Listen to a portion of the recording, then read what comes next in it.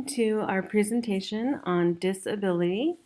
Today we're going to look at special education, a quick review. I know a lot of you have had this course, Exceptional Learners, so you know a lot about special education already. We're going to just do some basic review to make sure you are up to speed. Then we'll look at inclusive education, what that means. We will hear from some students what it means for them. And then we'll have a guest presenter from Junction City who has a background in special education share some of her insights with us. So let's go ahead and get started. We go to our first slide here. I'm sure you are all familiar with IDEA, the Individuals with Disabilities Education Act. But just a quick reminder, this act makes available a free, appropriate public education to eligible students with disabilities throughout the nation and ensures special education and related services to those children. It also requires that these students receive that education alongside children who are not disabled as much as possible. So this is the least restrictive environment idea.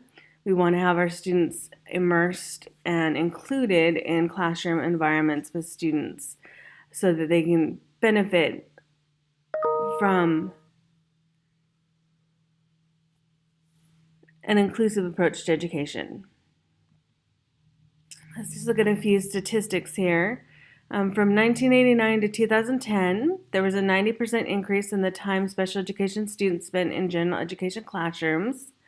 The students surveyed had a variety of disability types that adversely affected their educational performance. So basically, the students that were in the general education classrooms, here were some of the specific disabilities they dealt with. So our highest population was a specific learning disability at 35%, speech or language impairment at 21%, and other health impairment at 12%, the autism spectrum disorders 8%, intellectual disability 7%, developmental delay 6%, emotional disturbance 6%, multiple disabilities 2%, hearing impairment 1%,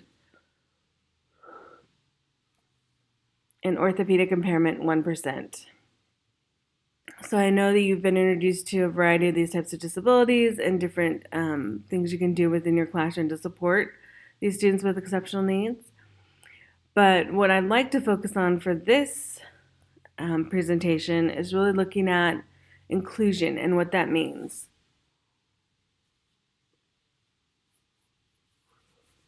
So if we look at inclusion, some of the benefits of inclusion are that there's more instructional time for students, there's fewer absences, better post-secondary outcomes, and social benefits to non-disabled students that they learn to form positive relationships and better relate to a variety of people. Inclusion in the sense of this presentation is really looking at students who are not only in the general education classroom, but who are actually immersed in the learning environment and their individual needs are met within that learning environment. Additional benefits of inclusion include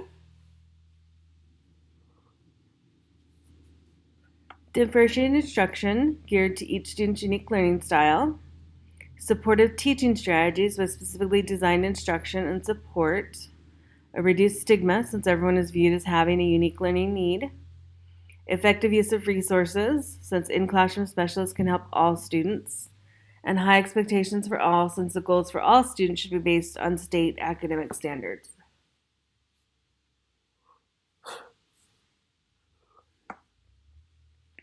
Now, as you can see, inclusion is not differentiated instruction, but is a part of differentiated instruction, meaning that each student's unique learning style is met within an inclusive classroom, and the instruction and teaching strategies utilized are specifically designed to provide support to those students. So it is kind of like differentiated instruction plus one, because you're really focusing on each individual student's needs. There are different inclusion strategies.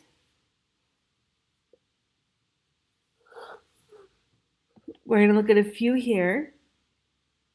One of the key is beginning at the end, making use of backward planning to ensure daily lesson plans aligns with year-end goals. This is a kind of holistic approach to instruction with that backwards planning, making sure that you are meeting those instructional goals and objectives that are holistic for your students. Another inclusion strategy is to embrace universal design to make the curriculum accessible to all students, regardless of their unique needs. A third strategy is to apply multiple intelligence theory, which will aid in assessing the unique pathways by which each student processes information.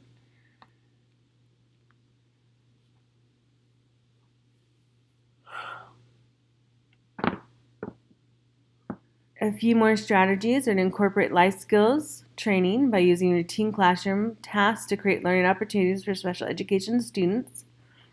In the video we're going to watch here in a moment, you'll see there's a discussion of life skills and it being kind of an isolated approach to instruction, whereas in the strategies here that are inclusive, it just becomes part of those daily learning tasks. You also want to employ collaborative teaching techniques by partnering with special education teachers and others.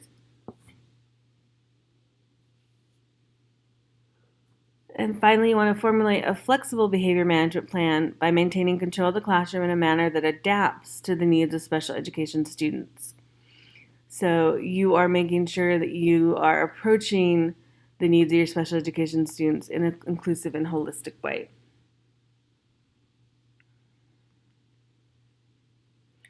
So now we're going to watch a little video on inclusive education. It's titled Inclusive Education from Political Correctness Towards Social Justice.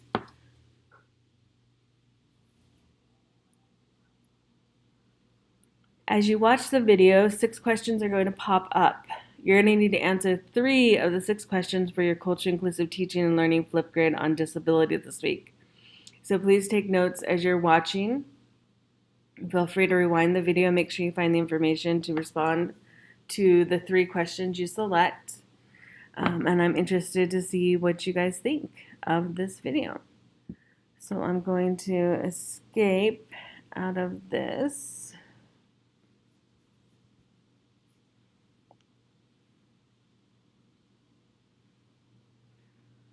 And we're going to go to that video here, and you'll see the pop-up screen.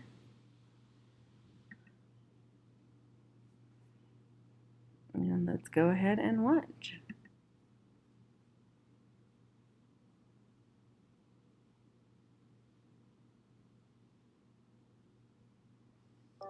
Hi, I'm Norman Kuntz, and I'll be your host in this video as we explore the issue of inclusive education. That is, the principles and practices of supporting students with disabilities in regular classes in the neighborhood schools. In my own life, I went to a segregated school for disabled students from kindergarten until grade 7. Then, at the age of 13, I argued my way into a regular junior high school. I then went on to do an undergraduate degree and a master's degree in family therapy. There is absolutely no question that my inclusion into a regular school provided me with the academic background that enabled me to enter university, but it also gave me the social skills that allowed me to successfully interact with others at school, at university, at workplaces, and in the general community. But does it make sense to include students with more significant disabilities in the regular classrooms in their neighborhood schools? That's the question this video will explore. Okay, here's our first question. How are you feeling right now? For example, are you frustrated because the presenter is hard to understand? Are you excited, confused? What are you feeling? And please be honest, this is a judgment-free zone. I just kind of want to get your reaction to what you have seen so far.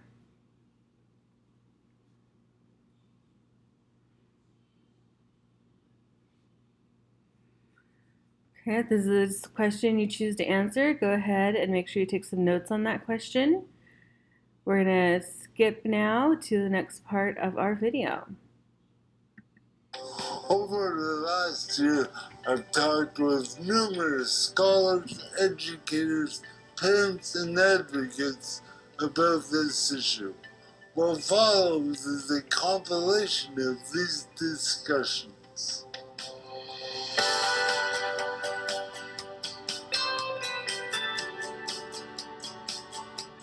I mean, the basic premise of special education was that children with deficits were going to benefit from a unique body of knowledge, smaller classes, staffed by specially trained teachers who use special materials.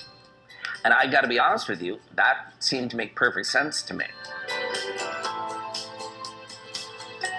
But, you know, about 10 years into doing mainstream or integration, people started to question that. Part of the reason I think it doesn't work is that you have lowered expectations for children in segregated environments. You take away academic models, behavior models, communication models. You are communicating to children that they're not worthy, that they don't belong. So you're lowering self-esteem and motivation. So I think it's a vicious cycle that takes you down instead of taking you up. A lot of people won't use the word segregation, right? They'll call it specialized or congregated, and that, you know, that there's a small ratio and all that stuff. But we didn't find it specialized at all. We called it segregated from the beginning, and I think it's really important that people do that. Obviously, we're teaching that student that you belong somewhere else, that you don't belong with everyone else. We're teaching that student that you belong in a special environment, in a separate environment, and that we don't believe that you can function and be successful in an ordinary environment. Here's our next question. So what are 3 specific reasons or examples the presenters gave to demonstrate that segregation does not work? And if you choose to answer this question, feel free to go back in the video and look for some of those specific reasons that segregation does not work.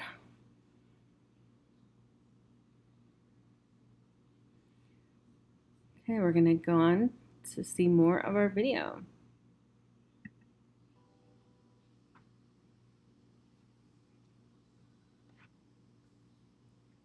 Since the 1940s and 50s, school districts throughout North America and the world have set up and operated segregated special education classrooms and schools. And I think that many people believe because these classrooms and schools are so pervasive that they must have educational merit. But is this actually true? Is the very premise of segregated special education fundamentally flawed? Does it go against common sense? Well, honestly, it frustrates me tremendously that our country hasn't made more progress in this area, because we know from 30 years of research, we know that kids with disabilities who are included in general education have better academic outcomes, social outcomes, higher education outcomes, employment, behavior, everything across the board. There's no studies that suggest that kids with segregated educational experiences do better. But I think in some ways, in some districts, it's the path of least resistance to just go with what we've been doing for decades. As a teacher, I saw that the quality of segregated programs generally was not comparable at all to regular education. We didn't see what the point was of putting all the kids with disabilities, with educational challenges in one place. And that was particularly true for Matthew, who was gaining a lot of communication skills through technology and other things. All of a sudden started to show us potential that we hadn't even seen before without technology. He wanted to learn academics, and he was in a school where that wasn't happening. So it just didn't make sense. The local segregated school in Toronto, we look at it now, and the children in that school are taken out of the school a lot. They walk around the neighborhood. They go for group walks. They're all holding hands. That is sort of skill and activity that families do together. It's not educational. I realized that my compartment of special education was becoming a barrier. And what we do in special education is just a level of support that we're offering to kids that anyone can have. And the more you do it and the more you move from special education to inclusive education to just education, you realize that the goal is the same for everybody. We want kids to be successful. And if we can kind of break down some of those barriers, I think, and have more of a common goal, we'll start to have a more common way to get to our common vision. And it's less about us and them and you and me and this and that, and more about here's our kids. How are we teaching and responding to this group of kids? Not in spite of their diversity, but because of their diversity, and responding to what makes them unique in this ecology that makes them them.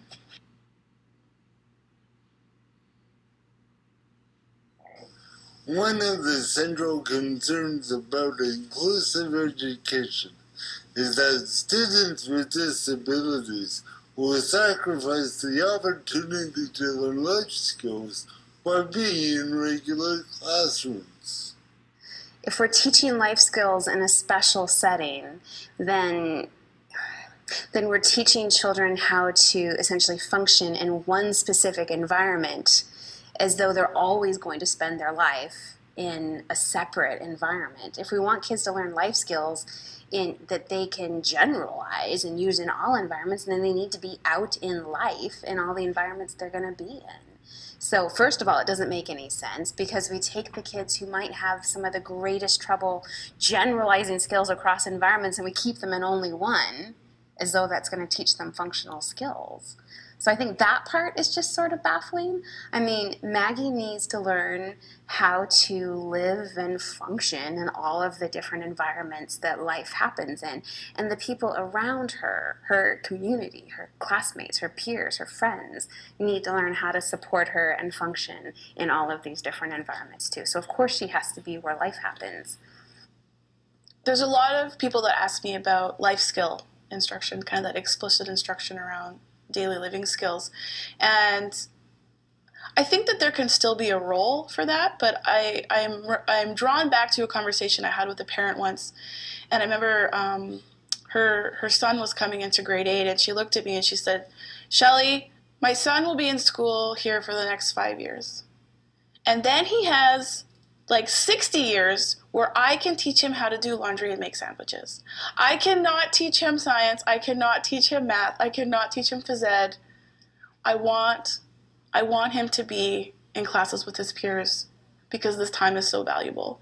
That's what I want the focus of his education to be." And I just looked, and I never forgot that, because, families, we forget that families also have a role in developing life skills, and it's in a more accessible goal because we do it every day, but parents don't teach science every day. And so I think sometimes we look at public education as a really valuable but also a limited part of people's lives, where this is the opportunity to expose kids to things that are cool and interesting that then guide them on to later years of their life.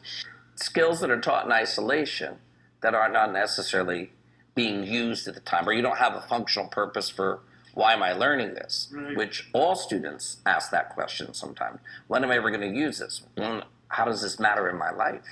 The problem with segregation is misplaced objectives and a misplaced vision, in my mind, that you're thinking that if I can remediate this person, I can get them ready for society. Whereas we need to turn that around to say, how do we make society inclusive for everyone? And if you begin with this person needs to be cured, you'll go to segregation and you'll stay in a segregated, isolated environment. If you start from the premise that this person isn't broken, this person doesn't need to be cured, this person has a contribution to make, that leads you to an inclusive environment. It's interesting, following up on that about student skills, because as a teacher, a retired teacher, I recognized that students learn as much from other students as they do from the teachers. And in fact, even young students have superior skills in some areas than the teacher who is teaching them. And the school that Matthew was sent to was called a communications class, where there were 8 students, none of whom communicated. How much could they learn about communication from each other? Very little. The weakness is they only had the teacher to learn from. Instead of having 9 people to learn from, they had 1. In a regular class, they would have had however many other students were in the class who communicated to learn from.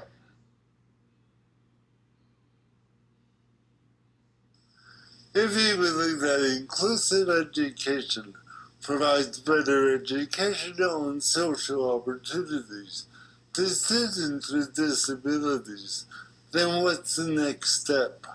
I think there are first generation and second generation inclusion questions. And the first generation inclusion question is, can this child be included? Where a second generation question is, how do we make it work?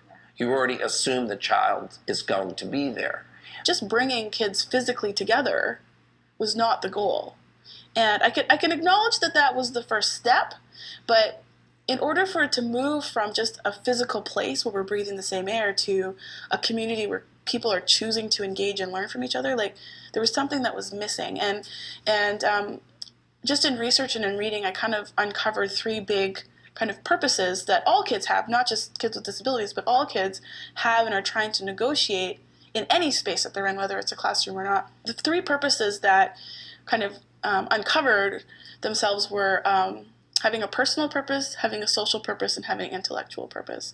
And what I really liked about those is that kids, when they were going into classes with their peers, a lot of their purposes were just social, and which is an important component, but the other kids had more to negotiate than that. And I mean, some of the classes that they were in were 70 minutes long, and that's a really long time to just have behavioral and social goals, right?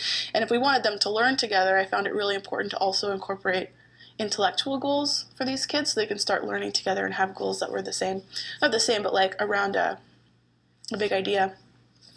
And so that was kind of the guiding framework that we used when we were bringing kids together in classes was, kids with and without disabilities, to really try and structure all of the places that we're in as having these 3 guiding purposes, so that any goals we created with those 3 lenses in mind. So Matthew went to regular public school with his brother and sister, and went to regular high school with his brother and sister.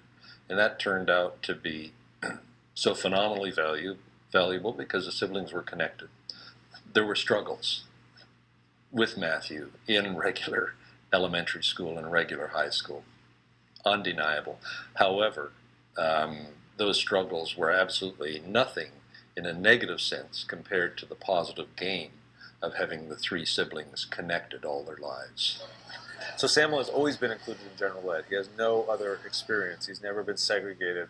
And I think that did many things. First of all, it made us as a family feel welcome in our school and community. And that was a really empowering thing. It made me want to stay connected to the school and volunteer. But it also made Samuel feel like he had an incredible network of peers and teachers that believed in him, that had high expectations for him. And so that gave him a confidence that I don't think he would have had otherwise. He's now navigating the world with a sense, I belong. I don't belong on the outskirts. I belong right in the middle of the action. And so I think that had a tremendous impact on him. It had an impact on us. And his older brother Isaiah, I think Samuel's differences and his disability would have been a lot more difficult for Isaiah to integrate into his life if he had seen Samuel simultaneously, because of those differences, being ostracized, being bullied, being segregated. But because he saw Samuel as being happy, engaged, with lots of friends, learning the same curriculum that he learned when he was a kid, that helped Isaiah accept the fact that his brother, is not a typical kid and a typical brother in some ways, but has so much love and value and has such a strong place in our community and our family. Okay, so we heard some pretty powerful examples there. Here's our next question. What was one of the positive outcomes of having a personal purpose for Matthew or Samuel, as shared by the parents of Matthew and Samuel? And then how might you use what you learned in your future professional practice from these examples of having a personal purpose?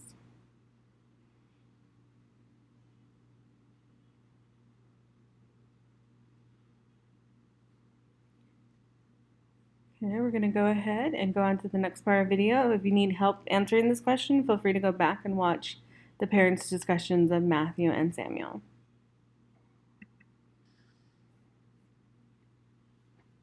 There was a student that I worked with who was in grade 2, and we supported him to be included more in his classroom over time.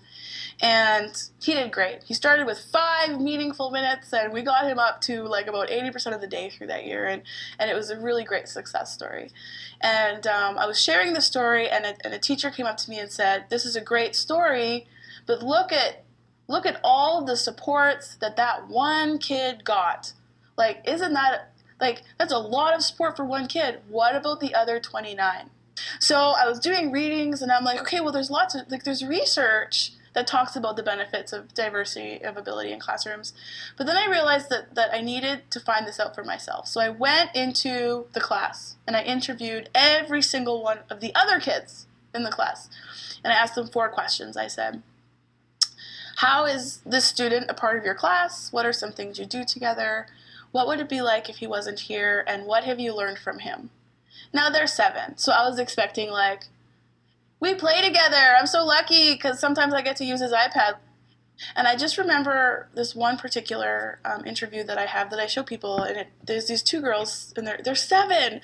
And I remember them just saying, you know, what their classmate had taught them was that, you know, you don't have to be the same, that everyone learns in different ways, that everyone belongs in the world. And, you know, I'm thinking to myself, how else would you teach those concepts to a 7-year-old? Because I've been to bookstores. There's no read aloud that explains those concepts in a way that would be internalized like that. And so I think part of this is really about, like, you can't teach this. You cannot teach those concepts. You have to live those concepts. And the contribution that this boy had to his classroom was actually a really, like, cheap way to teach that to kids. Like, let's put 10 times more money towards these kids because they are teaching things that we can't. And their contributions that they have are concepts that these kids are going to carry with them into adulthood and turn them into adults, which are going to be in society, the society that we want. And I think the longer I've been working on this, the more I get frustrated that I think we talk about inclusion, about its benefits, or, you know, segregation around its benefits and its drawbacks for individual students. We can talk about Maggie individually and the best environments for her and what she most needs, but we've got to look at the larger picture. Our society cannot afford to segregate people anymore because we don't even know what we're missing. We are, as a society, we are incomplete, and we don't even see the absence. Here's our next question. So what do you believe is the main benefit for all students when given a social purpose? And then how might you incorporate this in your future classroom?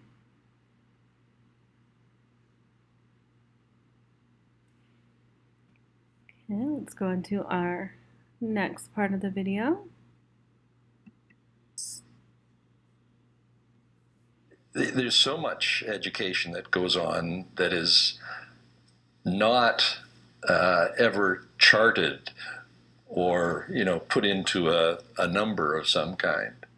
On the other hand, though, Matthew did do a lot of academic learning in those settings. Surprised us, surprised a lot of people, and was a real source of celebration in the classroom. For example, when the first time he read aloud in class, and he was very excited to finally in grade 8 get spelling tests because he excelled at that. And meanwhile, they were checking, you know, in a special ed way, did he recognize letters and numbers? And he'd get really frustrated when they do that with him because he was spelling hieroglyphics when they were learning about Egypt, and he got really frustrated with people doubting him, and loved the situation where he could just move along with everybody else. Learning happens, according to things like self-determination theory, when students feel related and connected to other people, when they know they're part of a community. They learn when they feel autonomous in their learning, that they have some control over their learning. So those two things have to be in place. They have to feel competent to learn what's in front of them. They have to feel smart. The challenge in front of them has to be a doable one. And when those three things are in place, we know from decades of research on things like self-determination theory that students learn. So we could just trust that if we put that foundation in place, that students are learning, and we could just go from there. It's Okay, so what are two examples of things that need to be in place for students to learn? She shared 3 examples just now. Pick 2 of those and then talk about how you might make sure these things are in place in your future classroom.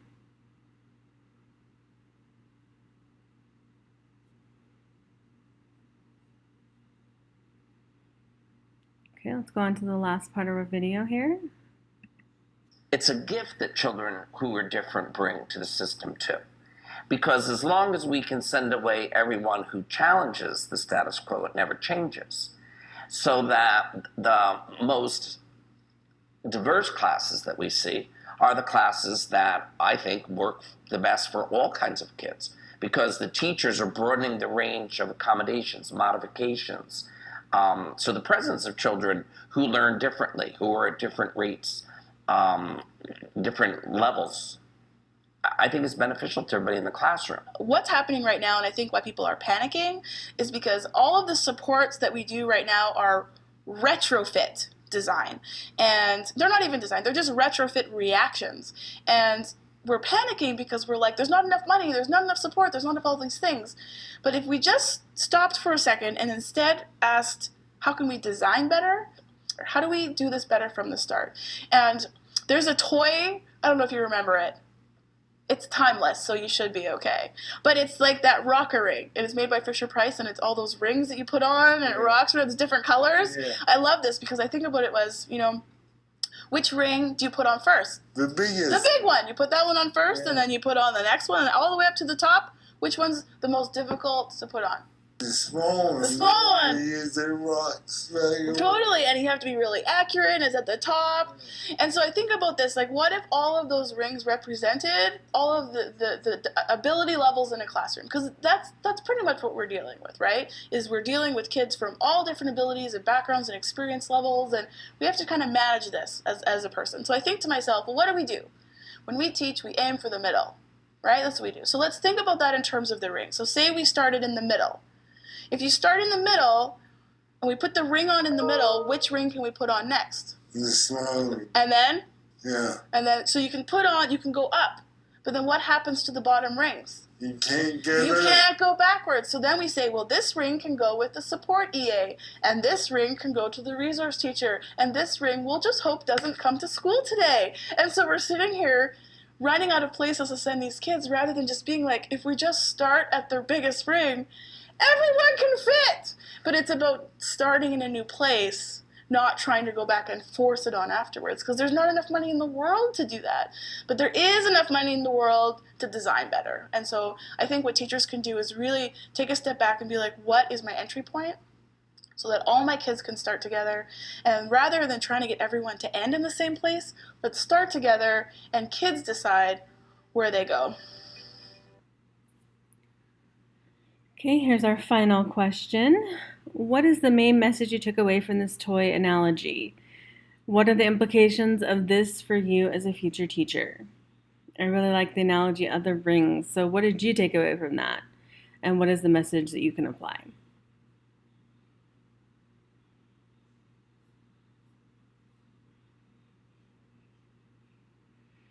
All right, let's watch the end of our video here. The common thread in all of these conversations is this. Inclusive education is about opportunity.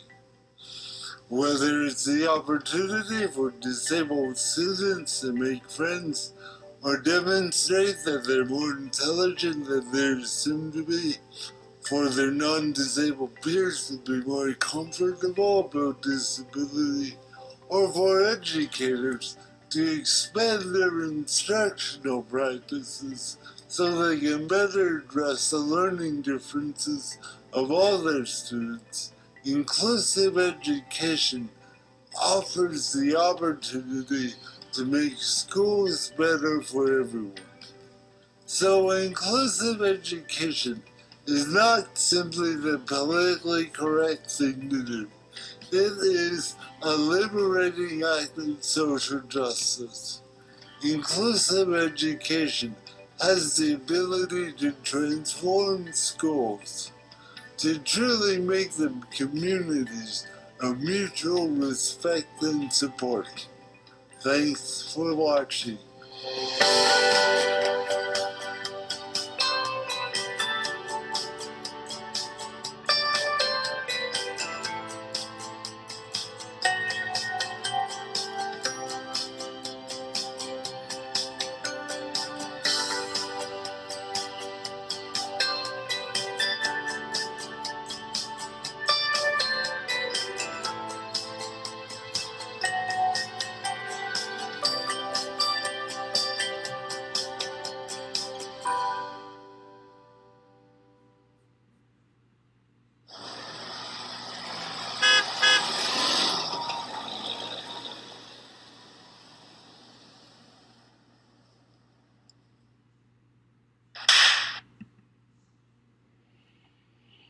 Okay, I hope you enjoyed that video. I think it's really insightful and enlightening, kind of giving us a perspective from experts in the field on inclusion.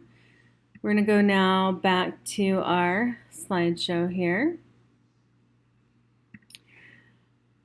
Remember, from the video you just watched, you're going to answer at least 3 of the 6 questions for your closely inclusive teaching and learning Flipgrid on disability this week. So make sure you have documented your answers and have those ready to share. So now that we've heard from experts in the field, I want to have you hear from some students and have you hear in their own voices what it's like to be a student with exceptional needs. Dear teacher, I know it doesn't always seem like it, but I really do want to listen and learn. It's just my brain is kinda different. So this is what I'd like you to know about me. I have to move, or I really can't pay attention. Even though I'm not looking at you, I can still listen to what you're saying. If you tell me, sit up straight, now I have to use all of my brain to do just that. It makes me feel sad when you tell me to try harder, even though I've already tried as hard as I can. I actually listen better when I'm rocking in my chair. When you give me a bunch of directions, I start to think I will never remember all of this. Sometimes my mom or dad ends up doing all of my homework. So here's how you could maybe help. Let me get up and move while I'm learning. Let me look wherever I want when you talk to me. Let me rock or slouch in my chair. No matter what, please don't take away my recess. Give me a hug I could do all by myself. Make directions very short. Just ask me, what does your brain need right now? And one more thing. My brain might be different than yours, but it's still amazing. Sincerely, your student. Your student. Your student. Your student.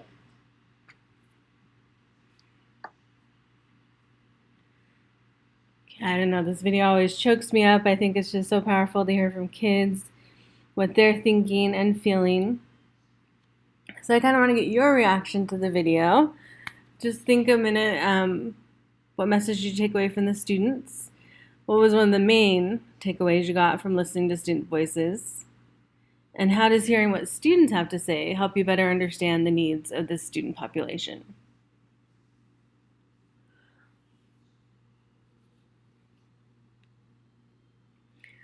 Okay, so now we've heard from experts in the field, we've heard from students. Now I want to give you an insight from a teacher. This teacher is Miss Jennifer Hansen. She teaches at Junction City. As you watch the video, please jot down one thing you learned from Miss Hansen, because you'll be asked to share what you wrote in your culturally inclusive teaching and learning Flipgrid on disability. So we're going to go ahead and listen to Jennifer share some information with us. This was actually done in one of the face-to-face sections. She zoomed in. So we're going to hear questions that students in a previous class posed to her, but I think you'll still benefit from hearing some of her responses. So let's go ahead and jump to Jennifer Hansen. I'm Jennifer Hansen. This is my 19th year in education. I've taught general ed and special ed in Louisiana, Germany, Virginia, and now I'm currently the instructional coach at Fort Riley Elementary. This is my 5th year in the position. So that's just a little bit about me. Perfect. Okay, so now we're going to jump to Jennifer's answers. What are the best strategies to help special education students feel included in everything? So that's kind of, it's all depending on the student. You'll hear that a lot in education and especially in special ed. Each student is different, no matter if they're general ed, special ed, ELL. Each student's different, so it's all depending on that student and that classroom teacher's atmosphere in her classroom. So if there's like a particular strategy or like situation you want to know more about, if you want to be a little bit more specific with that one. So I want to elaborate on that question, Vicente? What are the best strategies to help? Were you like, what specifically we're looking for? Just like how to make, so like if it's a general ed classroom, how to make sure that you keep them as more of a normal student, so it's not like addressing the whole class and then so how like make those. Okay. Did you hear that, Jennifer? We're unstable. We're unstable. Did you hear that question, Jennifer? I think so. She was just asking more like where it's normal and like where the student doesn't feel kind of like they're being singled out. Yeah. That's really the way special ed, at least in this county and most places I've taught, a lot of times you don't even know really who the special education student is if you're doing a full inclusion model. Because a lot of times now, especially on state testing and things like that, your general ed students can have a lot of these same accommodations and modifications that a special ed student can have. They can have the test read aloud. They can have a quiet setting. A lot of things that I see is as long as the student's needs on the IEP are being met, we'll have a group I might pull out, or the SPED teacher might pull out 2 gen ed kids and 3 SPED kids. And so there's a lot of times that if you walk into a classroom, you really don't know who is the SPED kid. A lot of times with assessments, the directions are read, and then usually they get the same exact test, but maybe a part's been taken off. Or there's a note on their test, do not answer this question. Or maybe they work with a para, and like I said, it's not just the special ed student, but also gen ed students working and getting that extra help and a lot of scaffolding for the students. Excellent. All right, so in the next question, Jennifer, how should one handle parents who will not accept a diagnosis? That's a sticky situation because there are a lot of parents that have that perception that SPED is their kid's going to be pulled out all day. They're going to be labeled. Kids are going to know. And I think it's just reassuring that the younger we can help students and really get those things they need in place and scaffolding the lessons that help them best meet their needs, most likely they're not going to need that later on throughout their educational career. And I think it's just really stressing and having that open conversation with parents. Let them come in, run through a day how it works. Listen to their concerns and make sure you validate their concerns. That's one of the biggest things. We might feel as an educator that that's just petty, but this is their baby. And any concern, we have to make sure it's a validated concern. And, we really listen to what they have to say. Excellent. Anyone follow up on that, or should we have to go to the next question? Next question. Okay. So the next one, Jennifer, is what is the best way to be able to tell when a student should be taken out of the general education setting? Well, that's also depending if it's academic or behavioral. Academic, if they aren't able to meet the needs with the small accommodations or modifications to the assessment or to the curriculum, if they're being unable to be successful when the teacher is scaffolding the curriculum or the standards, a lot of times now we look at the state of Kansas has taken, especially the ELA standards, and you can see here's what they need in first grade. Okay, well, they're not able to meet that standard, so let's go vertically down and see, can we modify this within the classroom just one grade level below to help them get to that.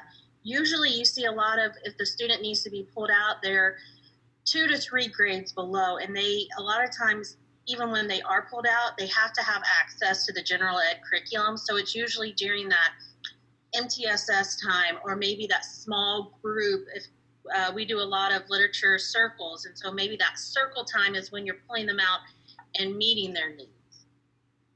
Excellent. And a follow up on that, or is that good? All right. So the next one was, who do we turn to, or what do we do when everything we have tried with special education student fails? The first thing you want to look at is you definitely want to make sure, if you're the SPED teacher or you're the gen ed teacher, there's communication with the SPED teacher and gen ed teacher at all times. It shouldn't come to that point where you've done everything and nothing is being successful. That open communication where you're saying, okay, we're working on this, what are some other strategies? Maybe that's when the pullout is necessary to focus on those basic needs. If you're working in math, maybe they don't have their place value, so of course they can't add and subtract multi-digit numbers. Or in reading, they can't read multisyllabic words because they don't have that basic sounds that they need. Okay. But I can't stress enough how important it is that the SPED teacher and gen ed teacher need to talk weekly, if not daily. Excellent. So how much time should the student with special needs be spending in the regular classroom? The student wants to make sure they feel included and part of the community of the room, but they may not be able to teach them appropriately for the entire day if they need special assistance. That's when you have to start off with the least restrictive environment, making sure that they are able to access the general ed curriculum. So then once you've determined that, and a lot of times you'll have a student that's maybe can access the general ed curriculum in math, but not able to do it in reading. So it's just knowing that student's needs and constantly looking at the assessments to make sure you're meeting those needs. Okay. Excellent. So one of the students said they've heard a lot through, have heard a lot through taking my special education classes that the burnout rate is very high for new teachers. What is the way to prevent this, and how does this seem to be, why does this seem to be the case? SPED is a very challenging position to be in. I was lucky enough to do 3 years, usually 3 years gen ed, 3 years special ed, 3 years gen ed. But one of the best things you can do is you have to make sure you take time for yourself. It will be there when you come back the next day. Find time for if you have a family, make sure you're spending that time with the family, your kids. Ask for help. The best thing you can do is ask the seasoned teachers for help. They're there to help you. Most places in Kansas, you have a mentor. Ask your mentor. It's just being able to ask for help. Even after 19 years, I still have to ask for help, and you have to know it's okay. What's not okay is to fail the student. And so if you fail the student because you're not asking for help, then that's when an issue arises. Definitely. Can we follow up on that? Is everyone good? Okay, the next one was, how can I best create an open and positive relationship with the student's parents to create a back and forth dialogue for the benefit of the child? Constant communication. Start from the very beginning. Every year I would send home a letter telling about myself. Make sure they have your email. But I will say, don't ever give out your cell phone number. That will be the number one mistake you do. Your personal phone is your personal. Make sure you keep school life and home life separate, because that will cause some friction. Even if you think it's the closest parent, you still want to have that separate. But constant communication.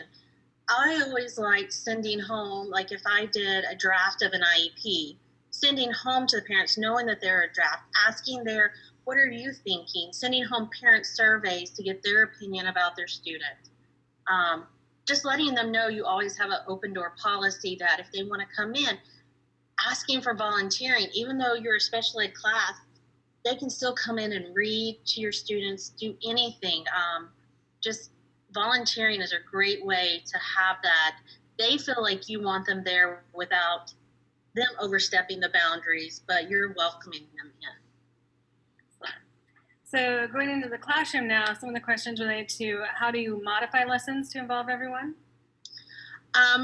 One thing I have done previously is pre-teach. So the SPED teacher, what they could do is you tell them, hey, tomorrow we're going to be covering this subject and whatever. Can you pre-teach some vocabulary? Can you pre-teach the math lesson? That's a great way to modify to make sure everyone's included.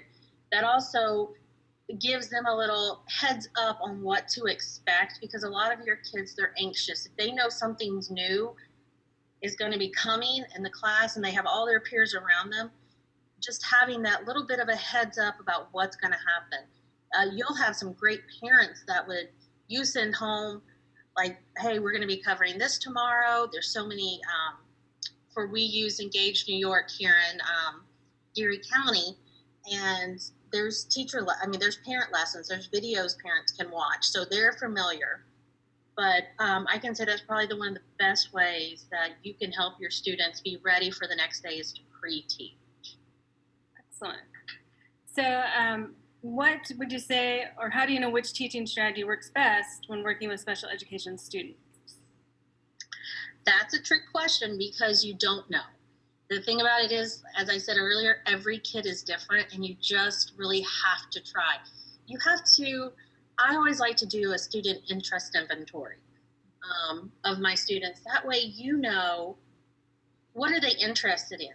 Some kids like games, some kids don't like games. So they would rather you just sit there and show them how to do it than play a game. That's probably one of the best ways to know the strategies, what works best with them. Always trying to incorporate all the different modalities. Each lesson you want to try to reach those. Can you do it each lesson? No. So don't stress yourself out trying to do it every single lesson. But making sure you're know the students. If you're in a special ed, you have a smaller group of students, and you might have to write, you have 10 kids on your caseload, you might have to write 10 different plans, but find a way that you can reach all those kids using the different modalities, the different accommodations. But I just can't stress enough that you just have to know that student. Okay.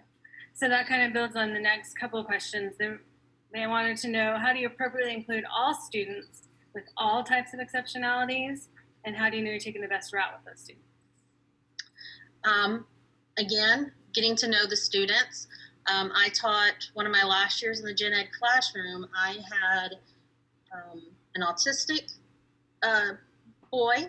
I had a girl that had signs of schizophrenia and things like that. So it's preparing them. That's one thing I was just talking with my administration is lesson planning, how important it is to know the standards and know, not just pick up the manual and say, okay, I'm teaching this, I'm going to read from the manual, but actually knowing the backwards plan. Okay, this is what I want the kids to be able to do at the end of the lesson. How am I going to get them there? So knowing your class and what makes up your class, by that backwards planning, you're going to be able to think, oh, well, you know, if I want to do this, Johnny's going to need me to maybe do this for him. And Sarah might need this. So it's keeping in mind as you're lesson planning, because if you don't lesson plan and you're not ready for the things that could come up, you're not going to be ready for everything, but the things that could come up, the lesson's just going to fall apart and you're not going to meet the needs of anyone in your classroom, your high to your low. Excellent. So another one said, one question I have is when it comes to different tactics. I currently work as a para and I work with special ed students, and I feel like I'm lacking some tactics when working with them. That may come from me lacking experience. However, I feel like there are some tactics for calming down or convincing students that your way is the correct way. There may be students you never get them to see that your way is the correct way. That's just reality. But calming, students, kids know. And if you get anxious about it, they're going to get anxious about it. Just knowing like how to talk to them. And a lot of times, even as adults, we just need time. Give them a time to think about it. We have the chili corner at our school, a lot of places. And the teachers have even put themselves in it. So kids know that this is not just if you're being naughty. This is if you know you need that calming time. And so I think having that secure place in your classroom, but it is a great way, or somewhere in your school, we actually have a play therapy room in our school that kids know they can just go in there. There's soft balls. But again, it's finding out that kid. Some kids maybe draw. Some kids just need to be left alone. So it is just getting that toolbox and seeing what works with those kids. Excellent. And then do you have some quick tips for inclusion where special education students are going to be in the regular classroom? What are some good ideas for students to implement when helping make the classroom more inclusive? Give them a toolbox. Give them the tools they need to be successful. If they need a number line, I always liked getting a manila folder, and it was like my kids' testing cubby, and they would put up anytime we took a test. Put the things they need laminated in there for them so they have those things ready available. Make it available for everybody, though. That's the thing. Like if you're giving a math test and they need a number line, your highest kid might benefit from having that number line. So make it available, because one thing I know in state testing's on the brain, because we just started it today, because when you get to that point, you can't tell a kid, go get that, that's going to help you. But if you make it known as you're throughout the year, as you're teaching, that these tools are available and they can help everybody, that's going to really make all students, feel that it's nothing wrong with using the tool. Okay. And model how to use it. I always like to model the incorrect way and the correct way. And if you have tools, give kids, no matter what grade you're in, give them time to play with it. Because if you don't give them that time to play with it, they're going to do it anyway. Okay, good tip. So is it possible for a special needs student to be in a general ed class all day if that is what the parent requests? Yes. That's what you see more of. I would say probably 98% of our students here at Fort Riley Elementary are inclusion. Maybe they're just pulled out for 20 minutes here to focus on their goals or objectives that are on their IEP. But we have paras that go in and help support the teachers. But I would say it's been since probably the early 2000s since I've seen where a school is just full self-contained. When I did teach in Virginia, I was a pretty much self-contained teacher. I had students with multiple disabilities. So I did all of their reading and all of their math, and then we pushed in for science and social studies. But a lot of times now we start with the least restrictive, or they may go to a center. Like we at Sites Elementary, which is here on Post 2, they have an ARC room for autism. We have a BD center for behavior. We have the FLS for the functional life skills in town, that for those students that need that more structured teaching. Okay. And then if you have a para, how best can you utilize paras to support your special needs students? First thing I can do is make sure you have your expectations for them. That's one thing I had all my teachers do was when a para or anyone first came into their room, they had a folder that had the expectations for your classroom. Making sure they know what is expected when they're in the inclusion room, when they're in the classroom.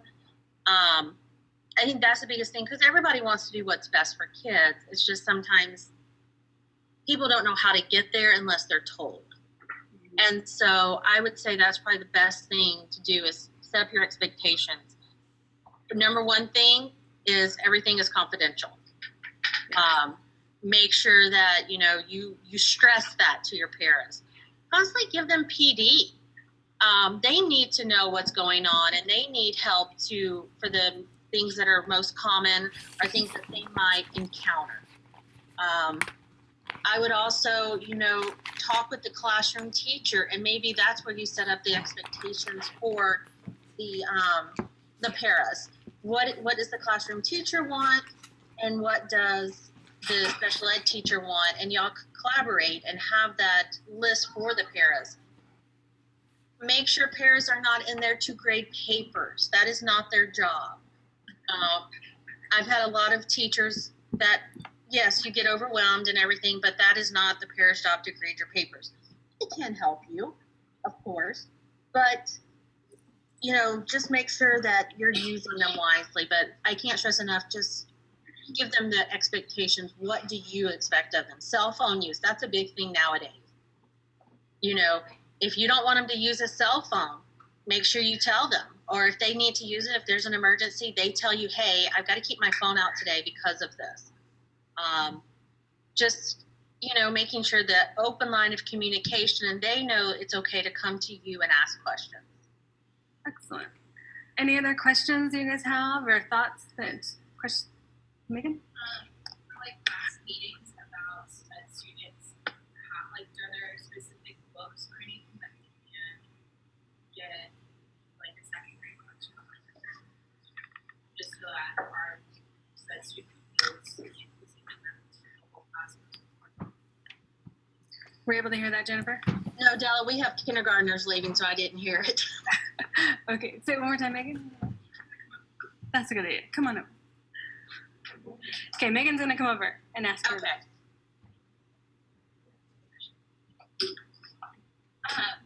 So with classroom meetings for students, so that they're aware of the individuality of each SPED student, are there any books that you recommend for classroom meetings about any kind of SPED stuff, just so that student feels supported by their community? I think I'm a firm believer in classroom morning meetings, starting off that at the very beginning of the year. And a lot of times kids pick up on things and we don't even have to say anything. I think starting off with the strategies of what makes a good friend, what are some things you can do? And I'm looking for my book. The First 6 Weeks of School is a great book. But I think having those morning meetings and talking about differences and what makes us each unique and modeling we all have something different, and just, saying, okay, well, maybe if this happens, what should happen? But I'm trying to think, I'm looking at my books, give me 1 second, because I do have a resource that you can subscribe to, and they send you ideas for classroom management and classroom meetings. So 1 second.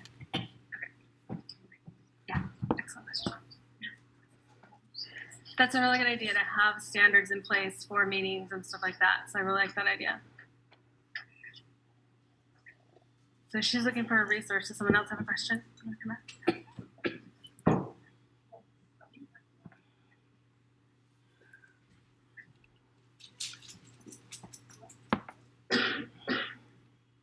So the program is Responsive Classroom.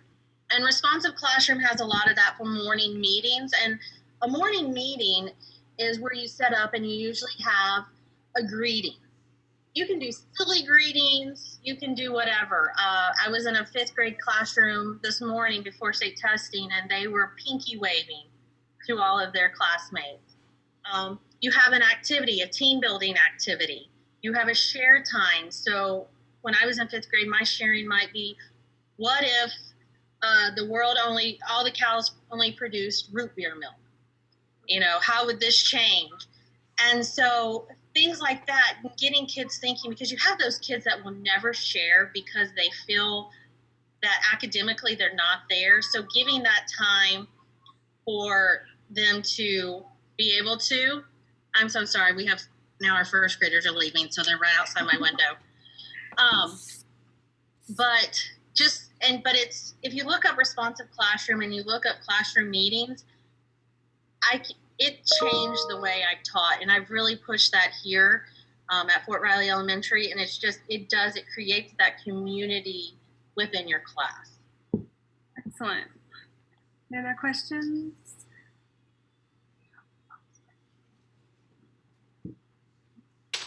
All right, well, I think that's it. Thank you so much, Jennifer, for zooming in and chatting with us. You're welcome. If they have any questions, of course, you can always just send them to me or tell me at dance on Wednesday. Okay, I will. Thank you so much. Oh, Braden wanted to wave. That's your son. Okay, bye. How you doing? Okay, I hope you enjoyed that video. As I said, it was a previously recorded Zoom session, so she's talking about being in school and the kids walking by. That was actually previously. Obviously, we're not in school right now. So, but I think it's really beneficial to hear from a classroom teacher firsthand. She's now an instructional coach, but she has this previous experience. She has expertise, and I hope you found that valuable. So, we've heard now from experts in the field, we've heard from students, we've heard from a teacher. I hope you are able to take some additional information away from this. And we are now going to end our video. I would like to remind you to watch the your cultural strategies peers presentation so that you can add that response to your Flipgrid as well. That will be posted. Sorry, it's not changing mindsets. It's your cultural strategies presentation. Sorry about that. But the cultural strategies presentation on disability. Let me fix that.